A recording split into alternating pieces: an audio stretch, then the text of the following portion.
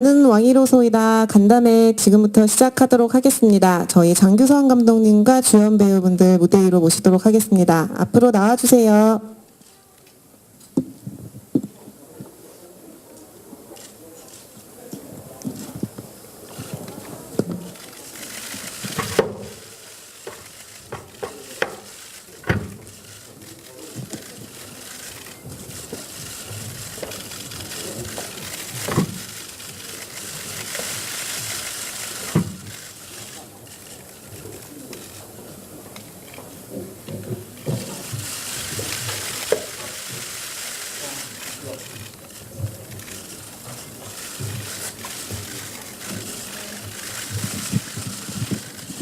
네, 먼저 참석해주신 여기 기자분들께 각자 인사 말씀과 캐릭터 소개 먼저 부탁드리겠습니다.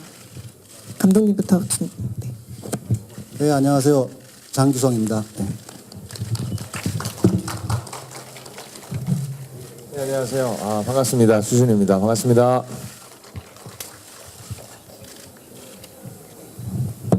안녕하세요. 제리범입니다. 예, 반갑습니다. 백윤식입니다. 안녕하세요. 박인두입니다. 반갑습니다. 안녕하세요. 수연이 역할을 맡은 이한입니다. 안녕하세요. 세자빈 역할 맡은 이미도입니다.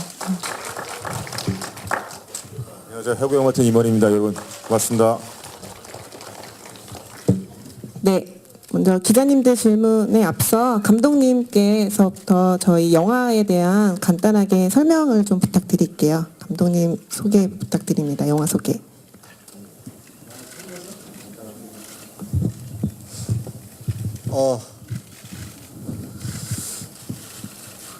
보셔서 알겠지만 그 코미디고요.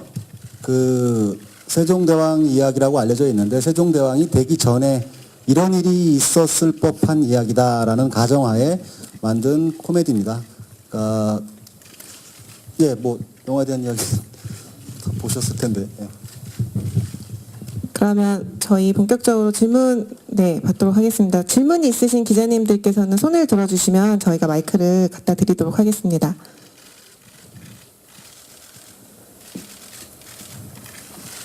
네, 저기 다시 한번 손을 들어주시겠어요? 네. 네. 뉴스원코리아 전준혜 기자입니다. 우선 영화 재밌게 잘 봤고요. 주지현 씨께 질문 드리겠습니다. 3년 만에 복귀작인데 오랜만에 영화에 임하시게 된 소감이랑요.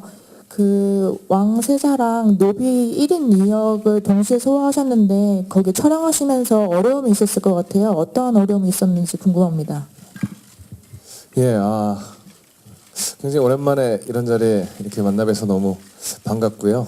굉장히 기다렸던 시간이었고 또 저는 지금 여러분들 기자님들 보신 시사회를 일부러 안 봤어요. 이따가 저녁에 같이 좀 아직 안 봐서 영화를 한 번도 기대감을 갖고 보려고 하고 있고요. 그리고 1인 2역을 해서 그랬던 거는 저 영화가 지금 저도 안 봐서 정확히 말씀 못 드리겠는데 되게 같은 기간에 좀 촬영 분량이 많았어요. 그래서 그냥 어떤 물리적인 시간이 부족했던 그런 것들이 좀 있고요.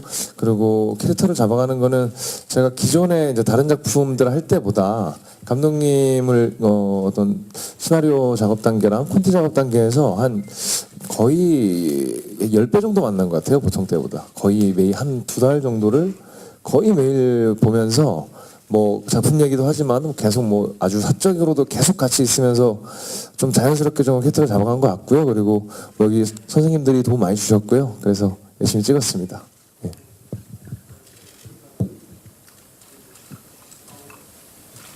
네, 다음 질문 있으신 기자님들은 손을 들어주시길 부탁드릴게요.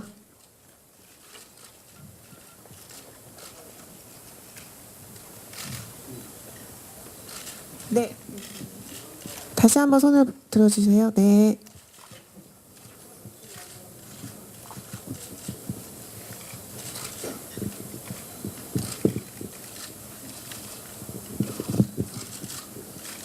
예, 영화 잘 만들어 주셔서 잘 봤습니다. 한국영화평론가 강익목이었습니다. 장규선 감독님께 질문 하나 드리고 싶은데, 그 작년과 올해 초까지 그 상당한 인기를 끌었던 뿌리 깊은 나무라는 그 드라마를 떠올리면서 비교를 하게 됐습니다. 뿌리 깊은 나무를 저는 그 역사 팩션 드라마를 굉장히 좋아하기 때문에 그런데 처음에는 그냥 희극 같았었는데 중간쯤에는 참 그 가슴 찡한 장면들이 나오게 되는 그런 코드들이 있었습니다. 뿌리 깊은 나무와 비교를 해봤을 때 분명히 이것은 그 리얼리티에 있다고 생각을 했는데 코미디를 표방하면서도 그 리얼리티가 끔찍하게 와닿는 것은 아마도 신익이라는 인물을 새로 창출을 하고 그다음에 황희정성을 귀양 같은 황희정성을 불러서 그야말로 대한민국의 지금까지 역사상 가장 청렴한 재상을 만들었던 세종을 그려냈던 점에 아마 포착된 것이 아닌가 하는 그런 생각을 합니다. 감독님께서 이 시나리오 작업을 여기서는 3개월간의 그 공백을 그려냈다고 하는데 이것은 보통 뿌리 깊은 나무를 비롯한 여러 가지 자료들을 많이 취합을 했을 것으로 생각을 합니다. 최초의 모티브는 어디서 얻었고 그 다음에 첨삭이 되는 과정에서 지금의 스토리 라인이 어떻게 나오게 됐는지 설명을 주시면 고맙겠습니다. 수고하셨습니다. 먼저 그 세종에 관한 이야기이기 때문에 최근에 했던 그 뿌리 깊은 나무 드라마하고 많이 비교가 되는데요. 그 제가 시나리오를 막바지 막 하고 있을 때 그 드라마가 진행되고 있었고 저도 뭐 중간중간 보면서 느꼈던 거는 그거는 이제 약간 스릴러적인 경향이 강했고요. 한글 창제를 둘러싼 어떤 음모 이런 것들에 대한 재미가 엄청나게 있었고 그리고 그 한석규 씨가 연기했던 세종의 그 캐릭터가 기존에 보지 못했던 그 세종이 어떻게 저렇게 할 수 있을까라는 캐릭터의 어떤 재미가 있었고요. 근데 이미 저도 시나리오 하기 시작했을 때에는 그거에 대해서 크게 연연하지 않았던 것은 한글 창제에 관한 이야기는 이제 뿌리 깊은 나무도 하고 있었고 또 그 전에 세종대왕 하면 그게 너무나 그 많이 그 대표적인 게 한글 창제이기 때문에 그런 것보다는 제가 이 시나리오를 준비하면서 그 역사실록을 좀 보다가 재밌었던 부분이 있었어요. 뭐냐면 지금 영화상에서 코미디로 많이 풀어냈지만은 정말 충녕대군은 그렇게 유약하고 자기만 알고 독서만 하던 사람이었는데 양녕대군도 저렇게 이제 난폭하고 놀기 좋아하고 그러다가 그 양녕대군이 너무 도를 지나쳐서 이렇게 충녕한테 이제 그 셋째인 둘째도 아니고 둘째는 이제 스님이니까 어쩔 수 없고 셋째인 충녕에게 그 왕위 즉위식을 물려줬는데 그 3개월 만에 유일하게 조선시대에서 아마 왕이 죽지 않았는데 이어받은 게 2명으로 알고 있어요. 그 첫 번째가 이 태종이 세종한테 물려준 그때가 첫 번째인데 어떻게 그럴 수가 있었을까? 지금 우리가 세종대왕 하면 조선시대에서 가장 대표적인 어떤 성군인데 역사실록을 보면 그렇게 유약하고 정말 고기만 먹고 잘 움직이기 귀찮아하고 이런 사람이 어떻게 이렇게 됐을까라는 궁금증에서 시작을 했고요. 이 이야기를 그 리얼리티로 그려낸다면은 너무나 좀 재미가 없을 것 같아서 이제 덕칠이라는 왕자와 거지 컨셉을 빌려와서 좀 재밌게 대중들 앞에 재밌게 이야기를 풀어보자.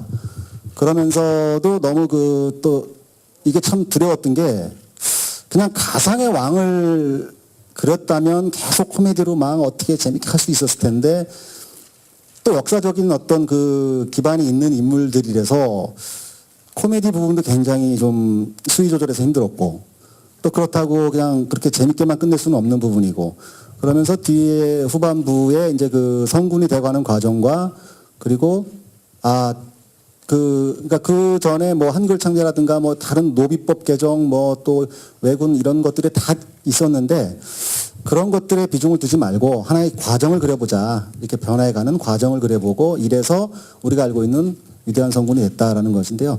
저는 그냥 이 영화를 통해서 그냥 아무리 코미디 영화고 즐겁게 보는 영화지만 그냥 극장문을 나서시면서 지금쯤 저런 세종 같은 지도자가 한번 필요하지 않을까 저렇게 국민들의 마음을 헤아릴 수 있는 그런 뜻도 많이 담았습니다. 영화를 만들면서. 네, 다음 질문 말씀 부탁드릴게요.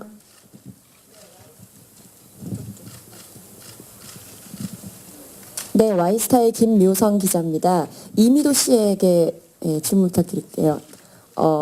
세자빈 역할을 맡으셨는데 인상 깊게 봤거든요. 그 맡으신 소감 한 말씀 부탁드리고요. 또 살짝의 노출과 더불어서 목욕신이 있었어요. 주지훈 씨와 함께 이렇게 답변 부탁드릴게요. 두 분 어떻게 그 관련해서 에피소드는 무엇이었는지 각자 말씀 부탁드립니다. 제가 사실은 조선시대 정말 미녀상이거든요. 그리고 제가 실제로 전주시 해안대군파 18대 손이거든요.